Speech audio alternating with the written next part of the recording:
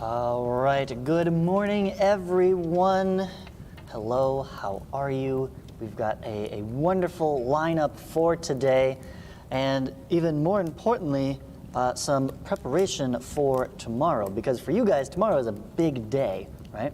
You're going to be taking the PSAT, the practice of the SAT, which the SAT itself, very big deal, very big impact on your academic future. Which is why we're getting a practice take. It's a little bit shorter, but gives you an idea of all the types of questions and challenges you will encounter there.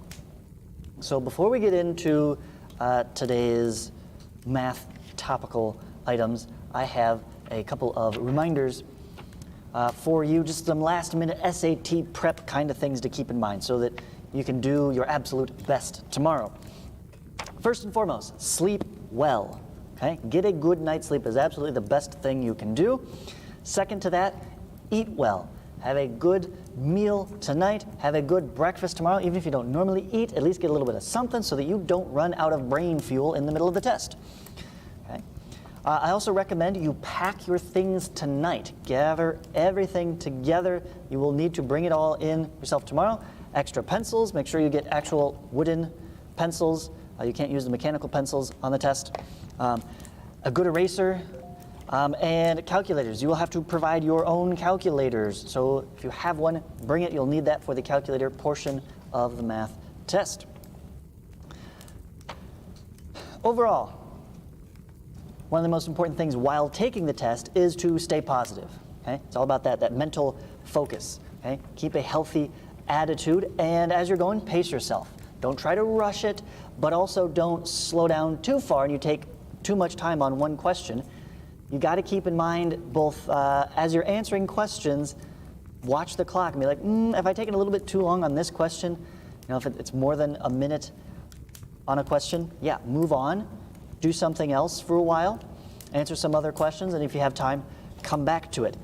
That said, if you don't get back to that question, make use of those last couple minutes per section to fill out the rest of the answer sheet.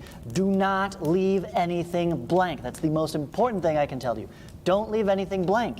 It's a multiple choice test. Guess on everything. Okay? There is no penalty for a wrong answer. You just miss the points you could have gotten for a correct one. So there's no reason to leave anything blank. You're leaving points on the table. If you would like some more tips, more advice and useful material, I've got lots of stuff that I'd be happy to share with you. Send me an email, let me know. I did post a little bit of that on Google Classroom for some specific last evening before the test strategies of how to get yourself in the right mindset for the test. You can look at a couple of those. Use what works best for you. Again, this is just the practice, so no stress. Don't worry too much about it. If you don't do well on this test, that's okay. You'll get back your full score report, and it'll tell you which sections you need to focus on the most. So you know what you should maybe pay extra attention to in classes this next year, or what you will need to focus on and practice more of in the SAT prep class. If you're going to be taking that, which you should next year, everybody should do that. All that said, any questions from you guys on the PSAT tomorrow?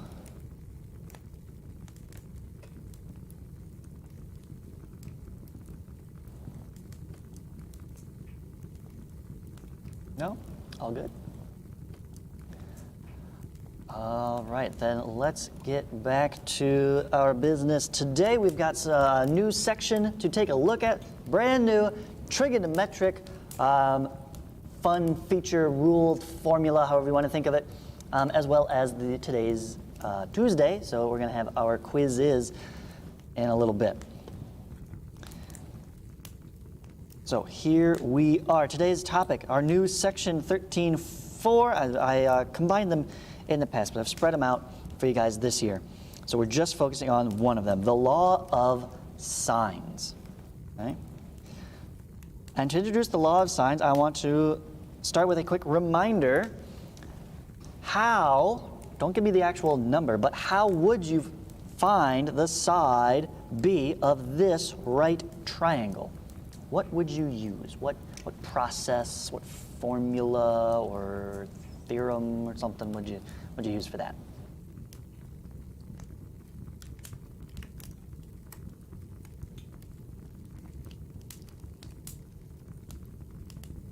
You can say it out loud or type it into chat.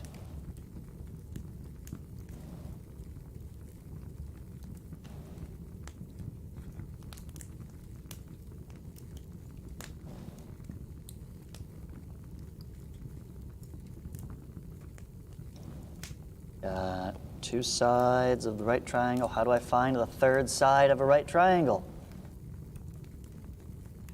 I hope you all know this.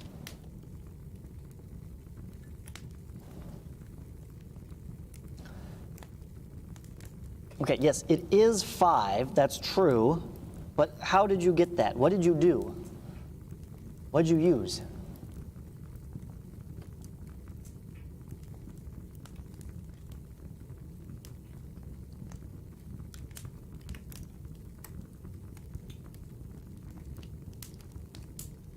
There we go, that's what I was looking for. Pythagorean theorem, right?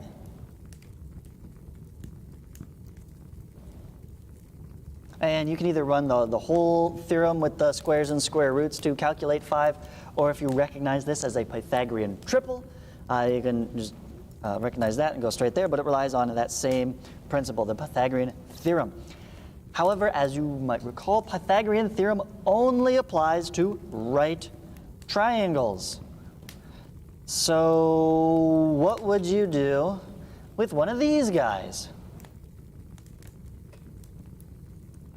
That's 84 degrees and 26 degrees. And we could triangle some and find the final angle, sure. I've only got one side, though. I can't even use, like, SOHCAHTOA here. SOHCAHTOA would give me, oh, I've got an angle and a side. I could find the other side. If this was 90 degrees, you can't even do that. So what are we going to do now? How do we deal with non-right triangles? Remember, what we've been doing this chapter is turning everything into a right triangle. Most of the time you can. Okay? And the long way about this would be to, turn this into, in this case, two right triangles. We could draw an altitude in there, and we can work on trying to solve for the height and then use that to solve. Right, this side, solve for that height, and then take that side in this triangle, solve for that one, through a series of steps. And it turns out the shorthand result, that whole process, your end shortcut formula, we've called the law of sines. Okay? And the more derivation there is in your textbook. The law of sines, or the rule of sines, is taking that concept, the trig ratios, specifically sine, breaking down a triangle into right triangles, and it also marries that old geometry idea of triangle inequalities. Right? You may recall this concept that the largest angle is always across from the largest side. We call that side the hypotenuse. But also the smallest angle will always be across from the smallest side. Right? And so you could rank the order of the sides and the order of the angles, smallest to largest.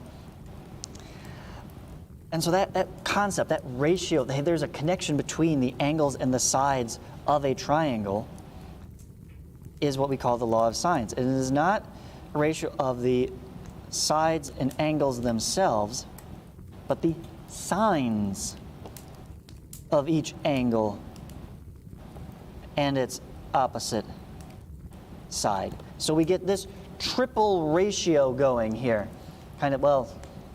Triple ratio. And that you can set any two of these together and create an equation to solve for any of your missing pieces. So if I know two angles and one side, I can find the other side, right?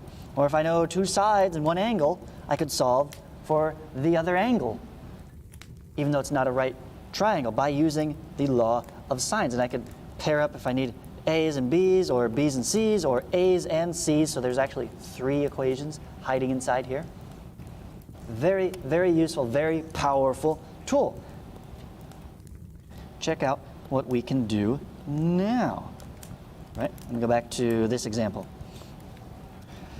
What can we do here? We need to find B. I want side B. Well, that's across from the 26-degree angle. So the sine of 26 degrees over B will be equal to the sine of, the only other one we have to deal with is 84 and 13. As long as those are across from each other, we can use that to set up a proportion there. And now solve for B, multiply both sides by B, and then we'll multiply this by the reciprocal, 13 over sine 84. Multiply this by the reciprocal, 13 over sine 84.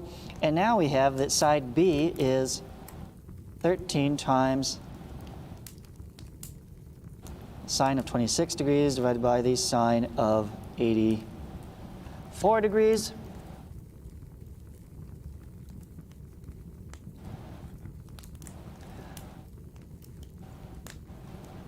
And we can punch that into our calculator. Do I have the trig calculator? It's right here. So we need 13 times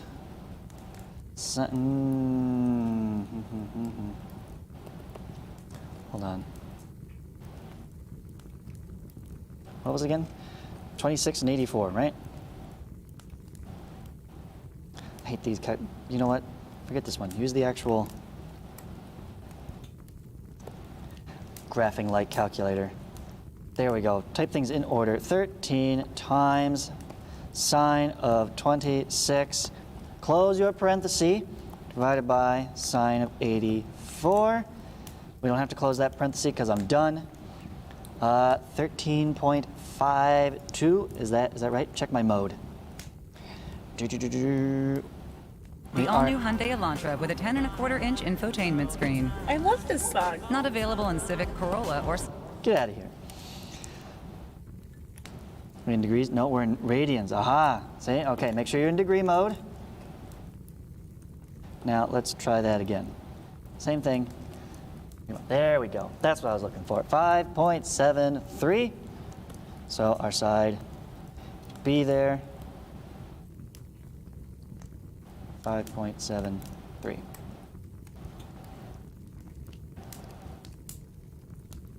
Yeah? Pretty nifty, huh? Now we can solve for literally any triangle ever. Okay? Couple of caveats. Again, you still need 3 pieces of information to start with. That can be 2 angles and a side, or 2 sides and an angle. And at least one of those pairs must be across from the other one, because that's what we're going to be solving for, right? So think that through. I can solve any 2 angles. I can always find the third angle. Okay? Triangle sum, right? So if I have just one side, I can now find all 3 sides. If I only have one angle, but I have 2 sides, well, okay, things get a little bit trickier. Do you guys remember your triangle congruence theorems from geometry?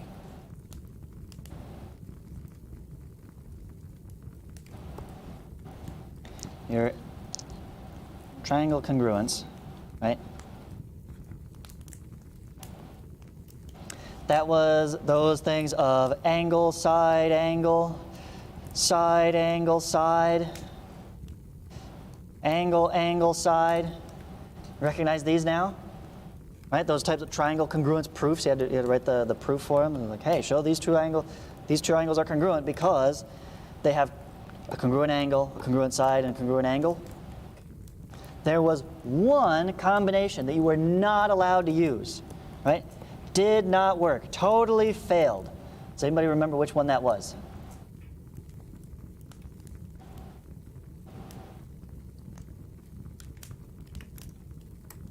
Bad one. That was side, side, angle, right? This was ixnay ide angle say. Something like that, right? Couldn't use that one. That didn't work. That was not a valid triangle congruence theorem. And my little mnemonic for, way I could remember which one doesn't work is if you wrote it backwards. There was a reason we always said side angle, because if I wrote it backwards, I would be getting in trouble with the dean, okay? You just don't write swear words in class, right? This is why that doesn't work as a congruence theorem, because it doesn't guarantee one and only one triangle. If I have an angle and two sides, and my angle is not between those sides, I have a lot of different possible ways of constructing a triangle out of that. This side could go as far as it needs to. I only know this length and this angle. Right? So notice here all the possible ways to set this up. This final one could be short and thus not fit at all, even if it's obtuse. Right? So notice that there, that A less than B, let me do the whole thing there. Right? No solution, no matter if the angle is acute or obtuse. There could be one angle or one possible triangle if A is larger than B. Okay? So if the side that's supposed to be across from that angle is bigger than the other side you have, right, it has to fit over here, even if that angle is obtuse. It will enclose exactly one triangle. But here's the ambiguous bit. What if, well, to test one solution, you could have the right triangle if A equals B sine A. But if A is less than B but bigger than B sine A, you could end up with two different triangles here. And this is why the congruence theorem doesn't work. Okay? So you have to test. If you are given side angle, you have to test how many triangles, if any, are possible. And I would recommend testing in this order. I would first, check A greater than or equal to B, because that'll give you one solution. Right? Then check, is A less than B? That'll give you no solutions. Actually, you know what? I'm going to switch that around. Move that there, that there. Let's check for no solutions first, because if that's the case, you're done. No more work is necessary. No solution, no possible triangle exists. I'm done. Move on. Then check, A is not less than B. There could actually be a triangle here. How many? Is it exactly one? If A is definitely larger than B, you're at one triangle. Stop. Done. If that's not the case, then last resort, check for this guy. How does A compare to B sine A? And that's where you'll have to whip out a little bit of trig. B to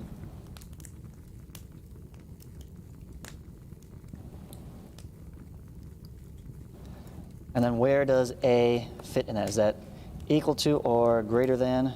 Let's put it here.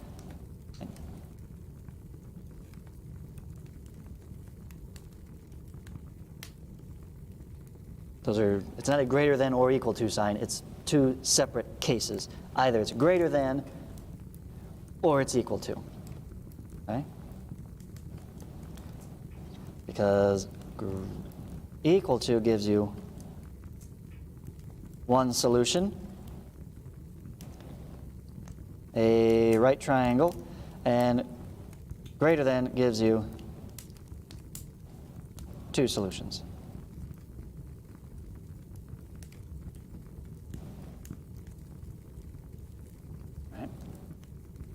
this is the trickiest business. It's this whole, there could be two solutions here. But I do have some good news, and I'll end with this. The good news is, if you are already given a triangle, this check is pretty much not necessary. Right? So look at this example here.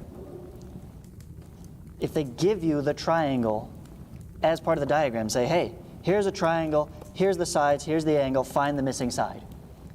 Right? You don't have to worry about, could there be another triangle that also has the same sides and angle? Doesn't matter. We don't care about that other triangle. We are given this one. Solve this triangle. Okay? The ambiguous case is going to come up when they don't give you the triangle ahead of time. They give you the problem like this. Well, suppose a triangle has these, and these. Figure out if it works or not. Right? These problems are from this section, so of course they're staging it. You might not always be given explicitly in the directions. Find out if there's one, two, or no solutions. They might just give you an angle and two sides. So if they're written out like that and no diagram is provided, you must do the check. Okay?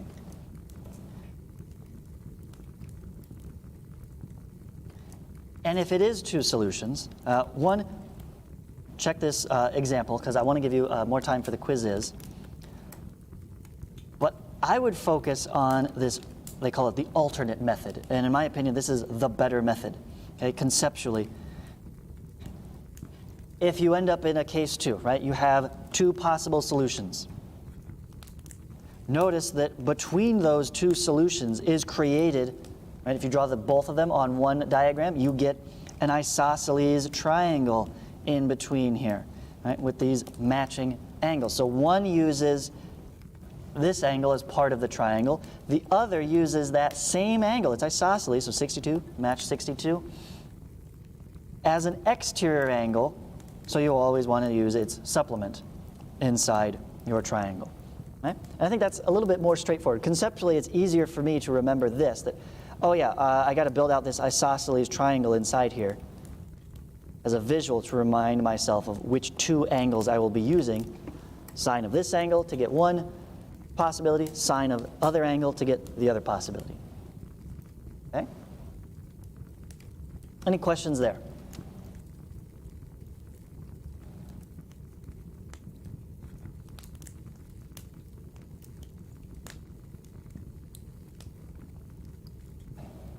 And I hope it goes without saying, but you should absolutely have this table in your notes in addition to the law of sines itself. Okay? Handy reference there. So with that ready to go, it's time for our reading quizzes. And this one has 14 questions today.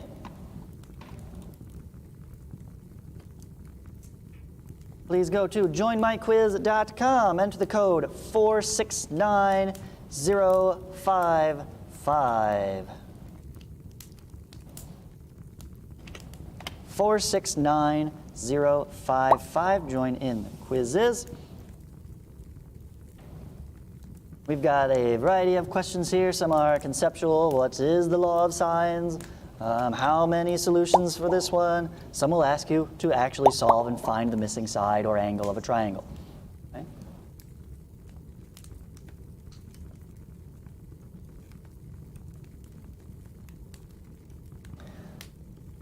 All right, out of 6, I've got 4. Almost there. As always, retake code will be posted at the end of classes today at about 2:30 p.m. Use that for the rest of the week to improve your score from today, but let's see how well you're doing right now. This is mostly for my benefit, and for you guys it's just practice. When you are done, go ahead and get started on today's assignment, which is fairly short. You'll notice there's not even a level 2 option because there are so few practice problems on the worksheet, but you got that additional examples right there built into the worksheet for your reference. Here we go.